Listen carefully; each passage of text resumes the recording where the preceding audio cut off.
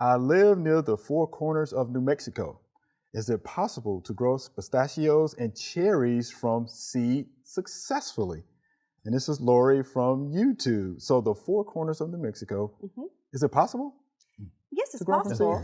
I mean, in fact, cherry trees, now the cherry, for edible cherries, yeah, you can grow it from seed. It's going to take a long time either way. Yeah, long time. Either way, because when you're talking seedlings, and it's going to be hard.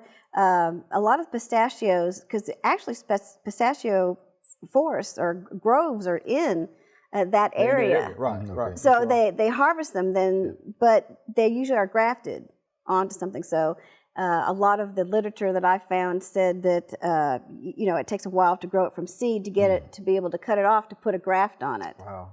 So I mean, but it can be done. Yeah. I mean, it depends on how much time you have, and because they do grow them there. They grow them there, and there's a certain way you have to stratify especially the pistachios. Yeah. There's a whole list of scarifications and cold temperatures, and I mean it's certain days and weeks, and so but it's a science, but it can be done. And there's a couple of publications that from New Mexico, the fruit tree in pistachio area that will be available, I guess, on our website for her to look at.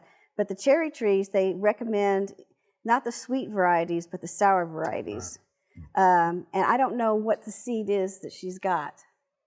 But they do recommend the sour cherry varieties, and I think a couple of varieties are Balaton and Danube for that particular area of northwest of the northern.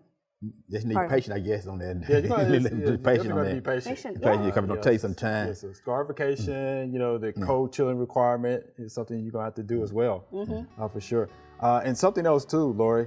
Yeah, contact your local extension office. There you go. Yeah, they would have some information, available for you about, growing those, plants from seed. Thanks for watching the video. We hope you enjoyed. To subscribe, click below.